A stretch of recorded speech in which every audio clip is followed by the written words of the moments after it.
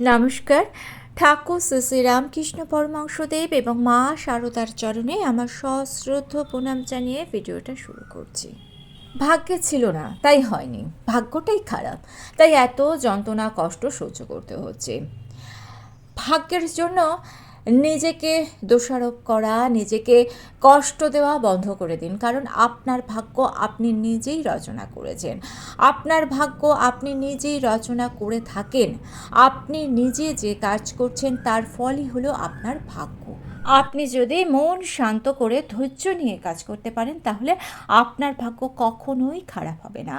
তাই ভগবান শ্রীকৃষ্ণ অর্জুনকে এমন বুদ্ধি দিলেন যে বুদ্ধি দিয়ে কাজ করতে পারলে মন সবসময় শান্ত থাকবে। প্রথম, আপনি সবসময় ভাববেন আপনাকে কাজ করতেই হবে, কাজ ছাড়া আপনি কখনোই থাকবেন না। দ্বিতীয়ত, কাজের সুফল ভোগ করার আশা ত্যাগ করে আপনাকে কাজ করতে হবে, অর্থাৎ ভবিষ্যতে কি হবে সেটা না ভেবে আপনি কাজ করে যাবেন। তৃতীয়ত, কোনো সুফল লাভ করার উদ্দেশ্য নিয়ে কখনোই কোনো কাজ করবেন না। চতুর্থত, আপনি কখনোই এই রকম ভাববেন না যে কাজের সুফলই যদি না পাই তাহলে বৃথা পরিশ্রম করে লাভ কী। আপনি যদি এইসব ভাবনাগুলোকে মনে রেখে কাজ করতে পারেন তাহলে আপনি সবসময় আনন্দ থাকবেন। এমন কোনো কাজ করবেন না যাতে কারোর সামান্যতম ক্ষতি হয়। কারো ভালো করতে না পারেন, কারণ ক্ষতি করবেন না, এমনকি ক্ষতি করার কথা আপনি মনেও ভাববেন না। মানুষ, পশু পাখিদের সাহায্য করুন, দেখবেন ভগবানও আপনার পাশে আছেন। সাহায্য মানে যে সবসময় টাকা পয়সা দিয়ে সাহায্য করতে হবে তা কিন্তু নয়। মানসিকভাবেও আপনি মানুষকে সাহায্য করতে পারেন। যে মানুষ মানসিকভাবে ভেঙে পড়েছে তাকে একটু উঠে দাঁড়াতে সাহায্য করুন। আপনার সামান্য সাহায্যে পৃথিবীটা আপনি হয়তো পাল্টাতে পারবেন না, কিন্তু আপনার একটুখানি সাহায্য একজন মানুষের জীবন পাল্টে দিতে পারে। প্রতিদিনের খাবার থেকে যা কিছু বেঁচে যায় আপনার আশেপাশের প্রাণীগুলোকে দিন, ভগবান আপনার পাশে থাকবে। সেটাও যদি আপনি না পারেন, পশু পাখিদের ওপর যারা অযথা অত্যাচার করছে সেখানে গিয়ে প্রতিবাদ করুন। আমাদের হিন্দু ধর্মে জীব সেবা থেকে বড় সেবা আর কিছুতে হয় না। তবে এক্ষেত্রেও আপনি আশা করবেন না যে দুটো প্রাণীকে আপনি খেতে দিয়েছেন বলেই ভগবান আপনার ধন সম্পত্তি একেবারে দ্বিগুণ করে দেবে, আপনাকে ধনবান করে দেবে। অর্থাৎ ফলের আশা না করে আপনি যে কোনো কাজ আনন্দের সাথে করুন, দেখবেন আপনার ভাগ্য কখনোই খারাপ হবে না। কারণ কর্ম যদি ভালো হয় ভাগ্য ভালো হবে। ভাগ্য খারাপের দ্বিতীয় কারণ হলো নারীর অপমান। এই কথাটা সবসময় মনে রাখবেন। নারী যেমন সৃষ্টির প্রতীক, নারী কিন্তু ধ্বংসেরও প্রতীক। যে গৃহে নারী অবহেলিত হয়, অপমানিত হয়, সেই বাড়ি থেকে ভাগ্যলক্ষ্মী চিরকালের জন্য বিদায় নেয়।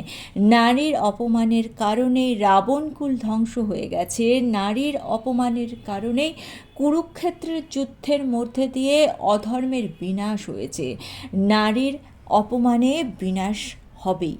ঠাকুর শ্রী শ্রী রামকৃষ্ণ পরমহংসদেব তার ধর্মপত্নী মা শারদার প্রতি যে সম্মান প্রদর্শন করেছিলেন তা বর্তমান সময়ে প্রত্যেকটা মানুষের কাছে উদাহরণস্বরূপ। আজকের ভিডিওতে তারই ছোট ছোট কিছু ঘটনা আপনাদের সঙ্গে শেয়ার করছি। দিব্য দৃষ্টি সম্পন্ন ঠাকুর শ্রী শ্রী রামকৃষ্ণ পরমহংসদেব সবসময় মাকে, অর্থাৎ মা শারদাকে সম্মান এবং সম্ভ্রমের চোখে দেখতেন। মার মনে কোনো রকম আঘাত লাগলে ঠাকুর অস্থির হয়ে পড়তেন। যতক্ষণ না সেই আঘাতের কারণ সংশোধিত হচ্ছে ততক্ষণ সেই অস্থিরতা যেত না। এই সম্বন্ধে মা নিজেই বলেছেন, আহা, তিনি আমার সঙ্গে কি ভালো ব্যবহারটাই না করতেন। একদিনও মনে ব্যথা পাওয়ার মতো কিচ্ছু বলেননি, কখনো ফুলটি দিয়েও ঘা দেননি। মা বলছেন, দক্ষিণেশ্বরে একদিন সন্ধ্যার পরে আমি তার ঘরে খাবার রাখতে গেছি। লক্ষ্মী খাবার রাখতে গেছে মনে করে ঠাকুর বললেন, দরজাটা ভেজিয়ে দিয়ে যাস। আমি বললাম আচ্ছা। আমার গলার স্বর শুনে তিনি চমকে উঠে বলেন, ও তুমি? আমি মনে করেছিলাম লক্ষ্মী। কিছু মনে করোনি যেন? আমি বললাম, তা বললেনই বা। তারপরও তিনি নহবতের সামনে এসে দাঁড়িয়েছিলেন। বললেন, দেখো গো, সারা রাত আমার ঘুম হয়নি। এই ভেবে ভেবেই থেকেছি কেন অত রূঢ় কথা আমি তোমাকে বলতে গেলাম। ঠাকুর মার সম্বন্ধে একদিন বললেন, ওর নাম সারদা, মানে সরস্বতী, তাই সাজতে এত ভালোবাসে। ঠাকুর পঞ্চবটিতে সীতাকে দেখেছিলেন হাতে ডায়মন্ড কাটা বালা পরতে। সীতার সেই বালা দেখে মাকে সেই রকম সোনার বালা ঠাকুর গড়িয়ে দিয়েছিলেন। যোগীর মার কথায় জানা যায় মা দক্ষিণেশ্বরে সীতা ঠাকুরনের বেশিই থাকতেন। পরনে লালপাড় চওড়া শাড়ি, সিঁথিতে সিঁদুর, মাথার চুল পা পর্যন্ত ঠেকেছে, গলায় সোনার হার, আর নাকে মস্ত বড় একটা নথ পরে থাকতেন, কানে মাকড়ি, হাতে চুড়ি। মা বলছেন ঠাকুর কখনো তাকে তুমি ছাড়া তুই বলেননি। মা কিসে ভালো থাকবেন সেই কথা চিরকাল ভেবেছেন এবং সেই মতো কাজ করে গেছেন। ঠাকুরের শেষ অসুখের সময় ঠাকুরের ভক্তরা তাকে কলকাতায় নিয়ে গিয়েছিলেন, কিন্তু গোলাপ মা এই ঘটনাটির ভুল ব্যাখ্যা করেছিলেন। গোলাপ মা যোগীর মাকে বলেছিলেন ঠাকুর বোধহয় রাগ করে কলকাতায় চলে গেছেন।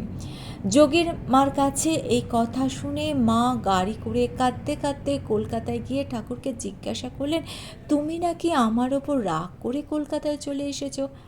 ঠাকুর শুনে অবাক হয়ে গেলেন, বললেন, না তো, তোমায় এ কথা কে বলেছেন? মা বললেন, গোলাপ বলেছেন। ঠাকুর খুব রেগে গিয়েছিলেন এবং বলেছেন, এমন কথা সে তোমায় বলে কিভাবে? এ কথা বলে সে তোমায় কাঁদিয়েছে? আসুক সে। এরপরে গোলাপ মা যখন ঠাকুরের কাছে আসলো, ঠাকুর বলল, তুমি কি কথা বলে ওকে কাঁদিয়েছ? জানো ওকে? এখনই ওর কাছে গিয়ে ক্ষমা চাও। গোলাপ মা তখন দক্ষিণেশ্বরে হেঁটে চলে গিয়েছিলেন এবং মাকে বললেন, মা, ঠাকুর আমার ওপর ভয়ানক রেগে গিয়েছে, আমি না বুঝে অমন কথা বলে ফেলেছি। মা কোনো কথা না বলে গোলাপ মার পিঠে একটু হাত বুলিয়ে দিলেন। গোলাপ মার সকল দুঃখ দূর হয়ে গেল, মন শান্ত হয়ে গেল। শ্রদ্ধাই জীবনের মূল্যবান সম্পদ। শ্রদ্ধা ও ভক্তি সহকারে কাজ করলে আপনার ভাগ্য কখনোই খারাপ হবে না। তর্কের দ্বারা কোনো ভালো বস্তু লাভ হয় না। মনে সংশয় থাকলে মন বিক্ষিপ্ত হয়ে যায়, সন্দেহ থেকে মোহ জন্ম নেয়।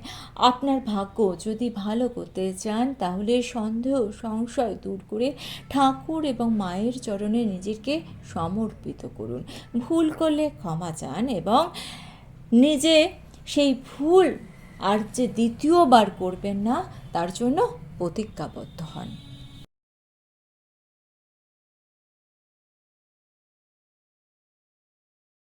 ভিডিওটা ভালো লেগে থাকলে চ্যানেলটিকে সাবস্ক্রাইব করে নিয়ে পাশে থাকা বেল আইকনটা প্রেস করে দিয়ে অল অপশানটা ক্লিক করে দেবেন, তাহলে যখনই নতুন কোনো ভিডিও আপলোড করব তার নোটিফিকেশন আপনাদের কাছে পৌঁছে যাবে।